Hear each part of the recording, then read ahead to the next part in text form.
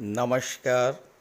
बहुत स्वागत है आप सभी दर्शकों का मकर राशि के जातकों के लिए राहु नक्षत्र परिवर्तन के इस वीडियो में। प्रचंड बली हुए राहु।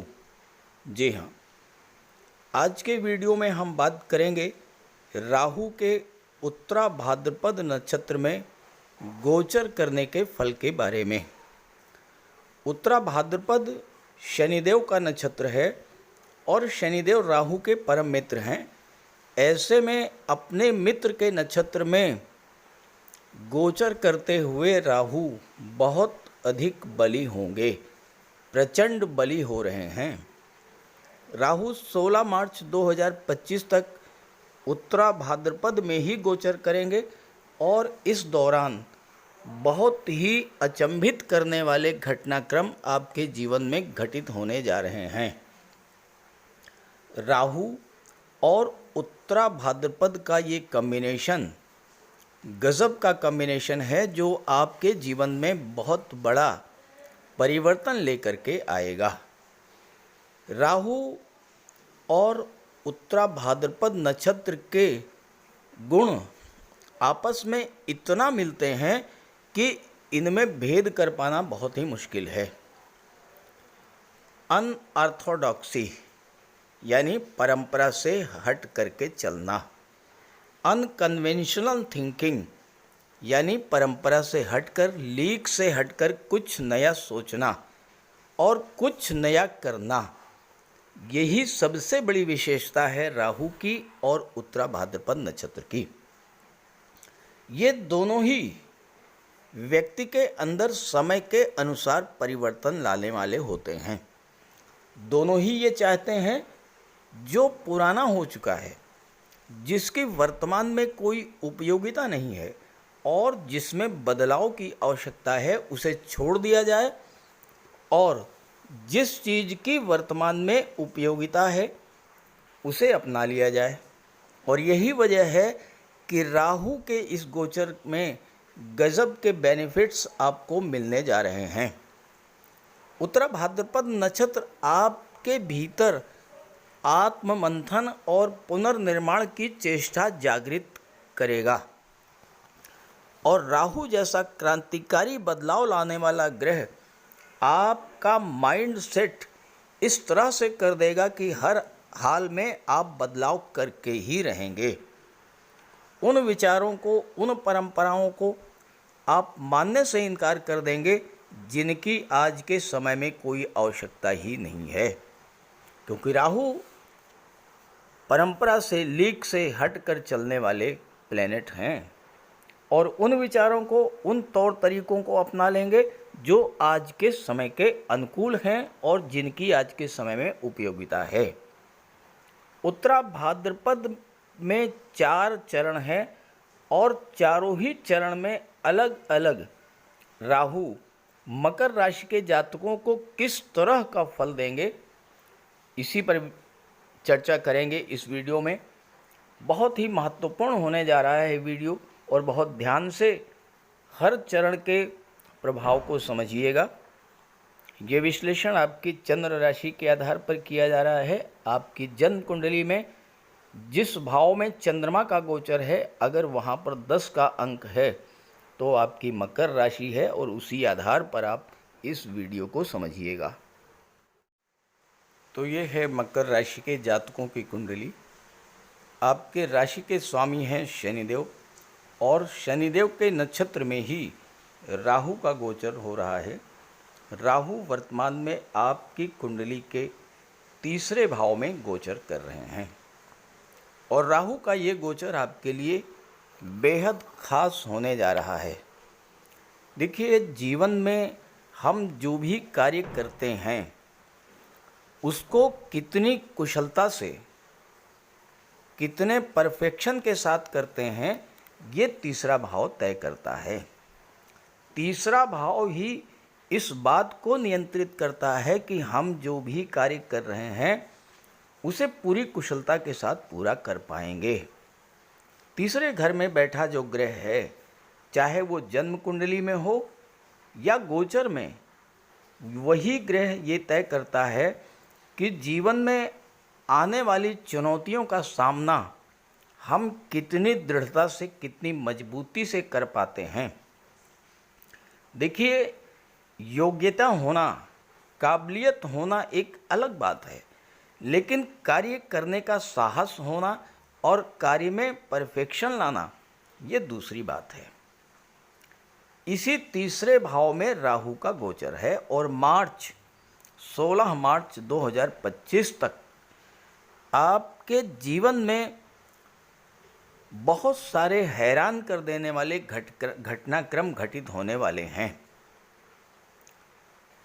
तो राहु का तीसरे भाव में गोचर आपके जीवन में किस तरह का परिवर्तन लाने वाला होगा, इसी पर चर्चा करेंगे।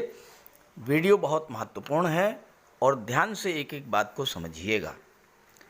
देखिए, इसमें कोई दो राय नहीं है कि मकर राशि के जातकों को 7.5 के कारण पिछले काफ़ी लंबे समय से बहुत सारे संघर्षों, परेशानियों, दुखों, कष्टों और पीड़ाओं का सामना करना पड़ा है और विशेषकर आर्थिक संकट और धन की कमी से आप लगातार जूझते आए हैं। लेकिन वही समस्याएं जो आपको अपना विकराल रूप दिखा करके डरा रही थीं और जिनका कोई समाधान नहीं मिल रहा था, ऐसी ही समस्याओं का समाधान लेकर के आए हैं राहु। राहु आपके जीवन में चल रही केवल एक समस्या का अंत नहीं करेंगे, बल्कि वो तमाम समस्याएं जो लंबे समय से आपके जीवन में चल रही थीं, उनका अंत करेंगे। तो आइए समझते हैं कि उत्तरा भाद्रपद के चारों ही चरणों में राहु आपको किस तरह का फल देंगे।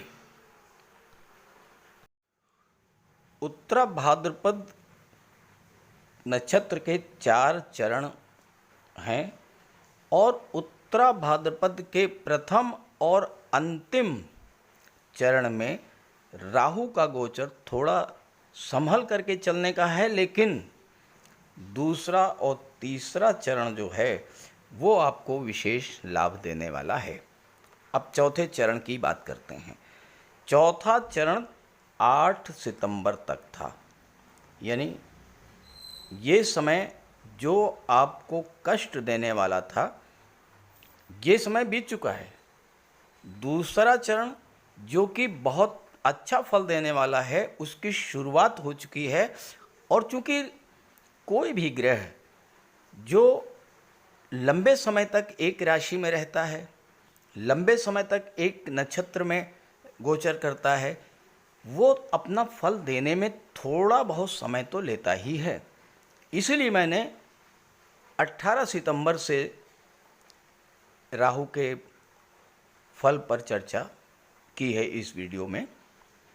देखिए, चौथे चरण की अवधि जो है 8 सितंबर थी और चौथे चरण का जो समय है ये आपके लिए थोड़ा कष्टकारी रहा होगा। उत्तरा भाद्रपद के चौथे चरण के स्वामी हैं मंगल और नवांश वृश्चिक राशि का है और वृश्चिक राशि आपकी कुंडली में एकादश भाव, लाभ के भाव में है।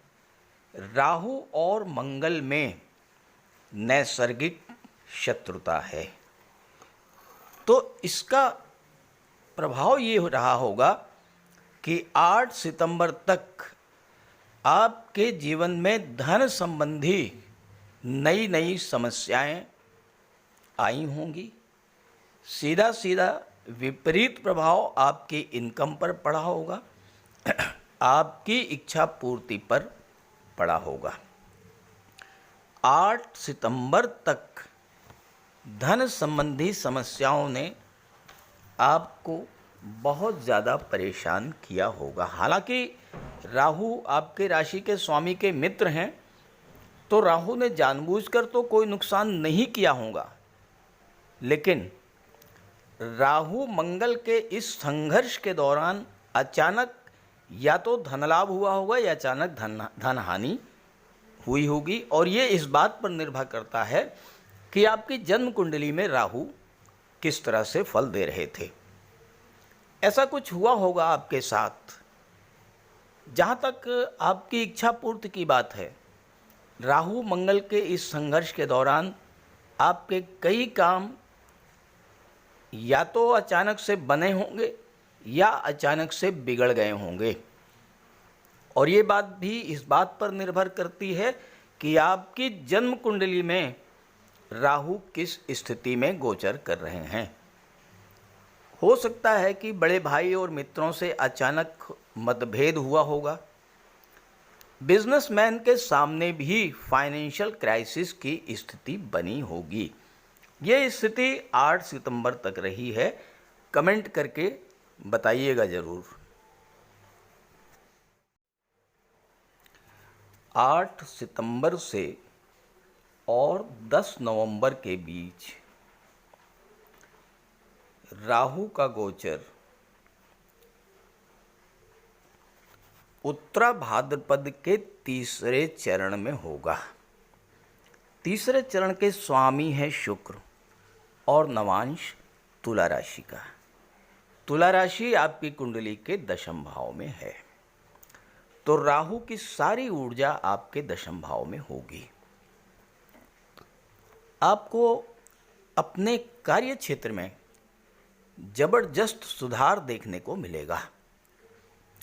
चाहे आप नौकरी कर रहे हों, गवर्नमेंट सेक्टर में, प्राइवेट सेक्टर में, प्रोफेशनल हों या बिजनेसमैन, आपको कार्य क्षेत्र में चल रही समस्याओं का समाधान मिलना शुरू हो जाएगा। नौकरी में हैं, हो सकता है कि आपके सहकर्मी ही पीठ पीछे आपके बॉस को आपके विरुद्ध भड़का रहे थे, आपको नीचा दिखाने का प्रयास कर रहे थे, आपके पद प्रतिष्ठा प्रमोशन में बाधा बन रहे थे। तो चूँकि शुक्र जो है प्रेम के ग्रह हैं, तो बॉस और सीनियर्स के साथ आपका तालमेल बेहतर होगा, कार्य करने का अच्छा माहौल मिलेगा, प्रमोशन का, वेतन वृद्धि का आपको लाभ भी मिलेगा। जो लोग नौकरी के लिए प्रयासरत हैं, एग्ज़ाम दे रहे हैं, इंटरव्यू दे रहे हैं, उनको भी सफलता मिलेगी, क्योंकि राहु 3rd हाउस में है। आपके पराक्रम में वृद्धि करेंगे। आपको राहु इतना चतुर चालाक बना देंगे, आप अपने कार्यों को सिद्ध करने में सफल होंगे। जो प्रोफेशनल्स हैं, जो बिजनेसमैन हैं, उनके कामकाज में किसी तरह की बाधा गवर्नमेंट की तरफ से या सरकारी अधिकारियों कर्मचारियों की तरफ से हो रही थी, तो उनको राहत मिलेगी और उनके काम बनेंगे। आप अपने बिजनेस में किसी तरह के किसी परिवर्तन की प्लानिंग कर रहे थे, तो वो प्लानिंग ही इस समय सफल होगी। इस समय आपका बिजनेस तेज़ी से ग्रो करेगा और यहाँ तक कि जो बिजनेस बंद होने के कगार पर थे, अगर आप कोशिश करेंगे तो उन्हें भी फिर से शुरू किया जा सकता है। शुक्र पंचम भाव के भी स्वामी हैं, तो लव लाइफ में किसी तरह की कोई समस्या थी तो वो सॉल्व होगी। शुक्र के प्रभाव होने से आपके रिलेशंस बेहतर बनेंगे। जीवन साथी के साथ भी किसी तरह का कोई विवाद था तो वो भी सॉल्व होगा। आपके विवाह का योग बनेगा, अचानक से विवाह का योग बन जाएगा। और शुक्र चूँकि धन के कारक हैं, तो इस समय आपको जबरदस्त धन लाभ भी कराएंगे राहु।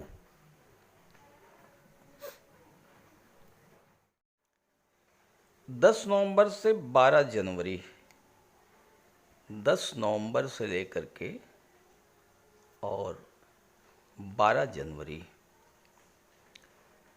राहु का गोचर उत्तरा भाद्रपद के दूसरे चरण में होगा। दूसरे चरण के स्वामी हैं बुध और नवांश कन्या राशि का। कन्या राशि आपकी कुंडली के भाग्य भाव में है, तो राहु की सारी ऊर्जा 9th हाउस में होगी, भाग्य के भाव पर होगी और राहु की दृष्टि भी भाग्य के भाव पर पड़ रही है, तो भाग्य जागृत होगा, भाग्य का पूरा पूरा साथ मिलेगा। ये वो समय होगा जब आपको ये लगेगा आप 7.5 के कष्टों से बाहर आ चुके हैं। आपके हर काम बनना शुरू होंगे, आपकी हर इच्छा पूरी होगी, चाहे संतान की हो, विवाह की हो, धन प्राप्ति की हो, उच्च शिक्षा की हो, व्यापार की हो, विदेश जाने की हो, प्रॉपर्टी वाहन की इच्छा, वो इच्छाएं इस समय पूरी होंगी और राहु इस अवधि में हर तरह से कल्याण ही करेंगे। अब देखिए, दूसरा और तीसरा चरण वो चरण है जिसमें राहु आपको जबरदस्त लाभ देने वाले हैं। तो इस गोचर का अगर आपको लाभ उठाना है तो पहली चीज़ तो ये है कि आलस्य छोड़ना होगा, समय का पूरा पूरा सदुपयोग करना होगा, व्यर्थ के कार्यों में समय नष्ट नहीं करना है और सकारात्मक दिशा में ध्यान लगा करके अपने कैरियर, अपने प्रोफेशन, अपने बिजनेस पर पूरा फोकस करेंगे तो ज़बरदस्त लाभ मिलेगा। उत्तरा भाद्रपद के चौथे चरण की शुरुआत 12 जनवरी से होगी और 16 मार्च तक राहु का गोचर उत्तरा भाद्रपद के प्रथम चरण में होगा। देखिए, राहु चूँकि वक्री अवस्था में गोचर करते हैं तो पहले चौथा चरण, फिर तीसरा चरण, फिर दूसरा चरण और फिर पहला चरण। तो पहले चरण के स्वामी हैं सूर्यदेव और नवांश सिंह राशि का है। सिंह राशि आपकी कुंडली में अष्टम भाव में है। अब इस अवधि में मानसिक चिंता बढ़ सकती है, मन और शरीर आपको थका थका सा महसूस होगा, स्वास्थ्य भी थोड़ा खराब हो सकता है, स्वास्थ्य का आपको विशेष ध्यान रखना भी होगा, लेकिन इसके बावजूद कोई ना कोई काम आपका सिद्ध जरूर होगा। सबसे पहली बात तो यह है कि गुप्त धन की प्राप्ति का जबरदस्त योग बन रहा है।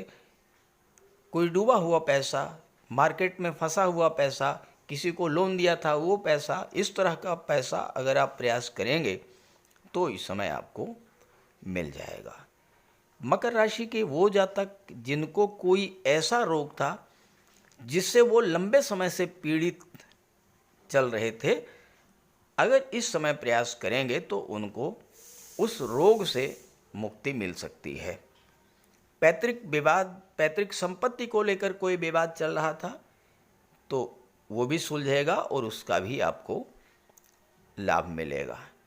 तो इस तरह से उत्तरा भाद्रपद के चारों ही चरणों में राहु आपको किस तरह का फल देंगे ये मैंने आपको बताया।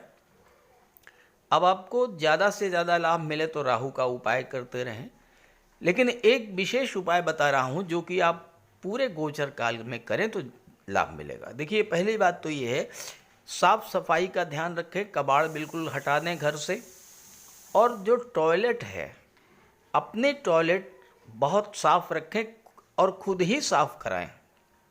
अपने टॉयलेट आप खुद साफ करें और जो सफाई कर्मी हैं उनका ध्यान रखें, कुछ दान दक्षिणा करते रहें, कुछ उनकी हेल्प करते रहें और ओम रांग राहवे नमः इसका जाप करते रहें।